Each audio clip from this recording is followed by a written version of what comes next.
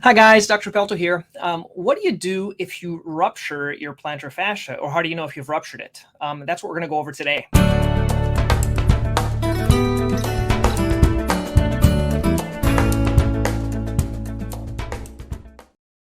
So a lot of people come into the office and they think they have plantar fasciitis, and they may have actually ruptured their fascia. A rupture of a plantar fascia isn't really common. Okay, it tends to be more common when you've had a number of cortisone injections, and that might weaken the fascia, and then it might rupture. Okay, um, more commonly, people actually rupture the Achilles tendon, which is in the back, than a plantar fascia. But let me show you an example here. This is an example of an ultrasound, and to make it easier, I have this picture right here that's going to show the difference. So this is the heel. You can see the heel. This is the fascia right here. This is a normal fascia, and the picture over here is a thickened fascia. But what you can see here is no fascia. So what happens is the fascia comes down, and then there's just this big black blob, and that's where the rupture of the fascia was. Okay, so that's what I want to kind of show you. So if you're concerned about this, you would get an ultrasound or an MRI from your doctor. And then what you want to do is you need to do some type of treatment. Usually it's staying off of it. Now, for a lot of people that have a really chronic plantar fasciitis, a rupture isn't the worst thing in the world because it actually makes it feel a little better. Okay.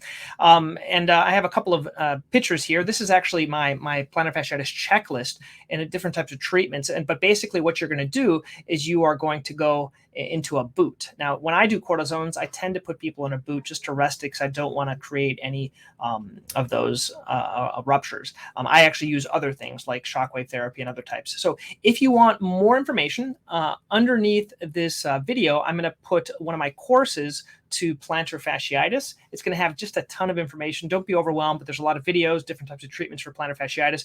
It's not specific to ruptures, right? Because ruptures aren't all that common. But if you are concerned, you really should see someone. You shouldn't try to treat yourself with it. Okay? Once again, hope that was helpful for you guys. Hi, I'm Dr. Don Pelto. I'd like to welcome you to my YouTube page.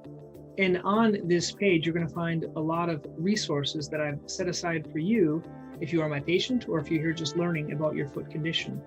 I'd like to give you a little tour and share a little bit about what we have to offer on this website. First, I've had it organized by my patient resources. These are resources such as our office newsletter, our webinars that we do, or different types of things I'm providing specifically to patients in the office. As you scroll down, what you'll see is a section that's called Ask Dr. Pelto. You can submit your own question and I'll answer it in one of these episodes. And then what you'll find are a list of videos based on topic under the foot problems. And at the end, what you're going to find are my books. Put a little link here on the upper right-hand corner. If you click that link, you're going to get a link to my website. And on here, you're going to find a list of my books. I want to thank you for visiting drpelto.com on my YouTube page, and I look forward to helping you or educating you with this information.